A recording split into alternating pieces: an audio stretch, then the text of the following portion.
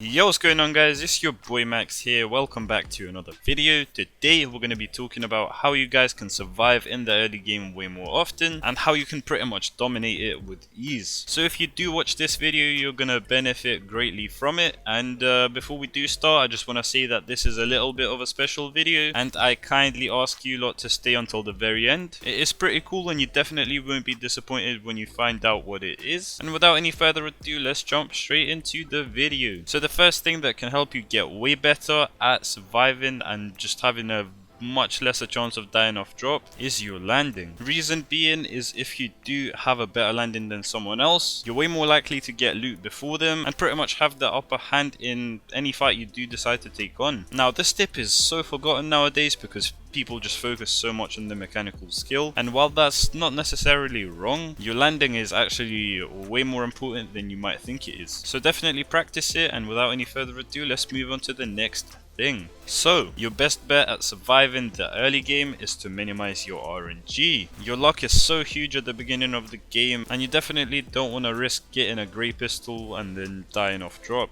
because that happens a lot of times if you don't actually prepare and land specifically on a gun. There are some POIs where you pretty much have no choice but to land at a chest, but more often than not you are gonna see a pump shotgun or maybe something like an SMG just laying around, and you should definitely go for those drops. The reason I say that is because not only have chests actually been nerfed from 100% spawn rate to, I'm not even sure, like 54% if I am right. I haven't completely read up on it before making this video, so I do apologize if I got that wrong, but all you need to know is landing on the chest spawn is unreliable. Even if the chest does spawn there, you still risk getting something worse than what you can actually see on the ground, and that is exactly the reason why you should be landing on things like shotguns and SMGs. Another thing you could do is go to a building with the most chests in the town, so if you still do decide to go for the chests, at least you have a way better chance than everyone else, but you do need very strong map knowledge for that sort of stuff. And after you do land and get your loot, you want to play to the strengths of your guns. Now what do I mean by that? Well, if you do get a shotgun, then you want to be going all in, up close and personal, and taking on fights that way, and that's probably the easiest approach. But as I said, you're not always going to get the best loot, so if you do get something like an assault rifle in the early game, then you want to make the distance between you and the other player pretty sizable, Reason being is because you have a much larger chance of winning that fight if you actually go for that. And I do say that because not only have you got next to no materials in the early game, if your opponent also does have a shotgun, then they are much more likely to actually get the kill on you. So yeah, I hope you see where I'm going with this. Also, if the POI you're landing in is quite based on houses and natural cover, then make sure you stay indoors or use that natural cover to move around and actually use it to your advantage. You can use that sort of stuff to save materials, and you also won't get sprayed, or you might, but you'll have a way lesser chance of getting hit. As well as that, positioning and angles will be key if you do want to get a bunch of eliminations without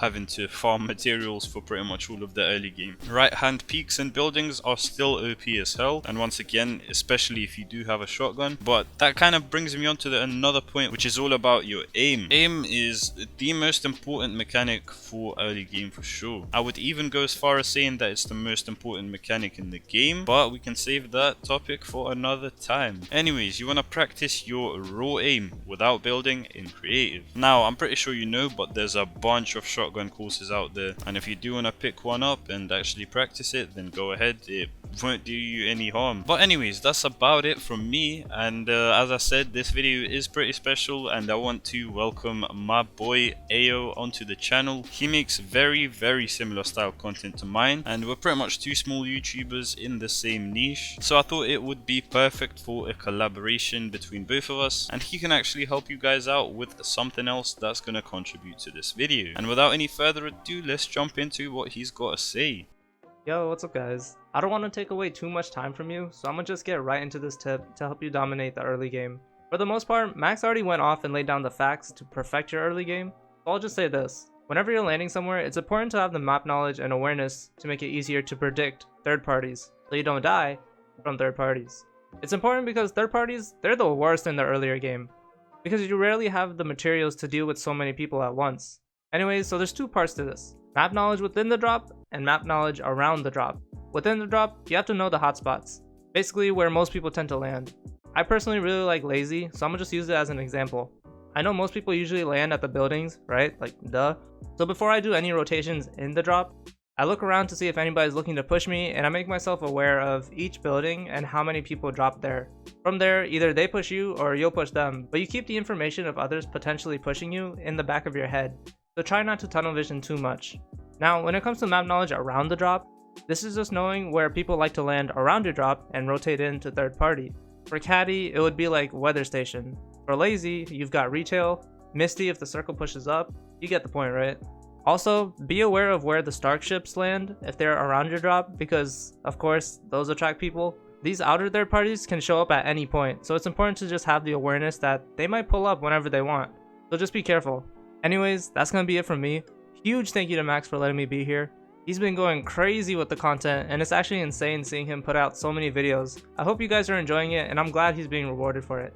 Anyways, that's gonna be it from me. Thank you so much, Max, once again. Peace.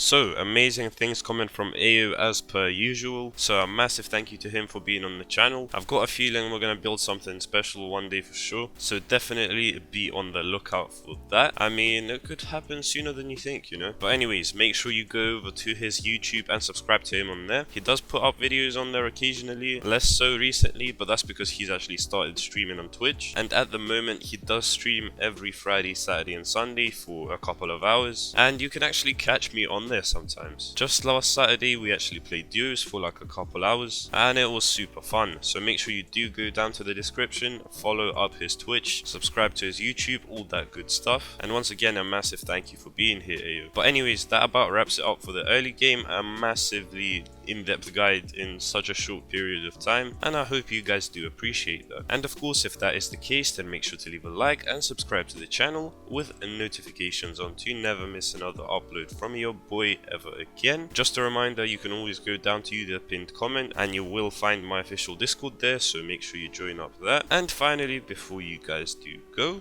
make sure you guys are using the code MaxGamer7 in the Fortnite item store before buying an emote, a skin, an emoticon or anything of that sort to support the channel. But do bear in mind that the code does reset every 14 days.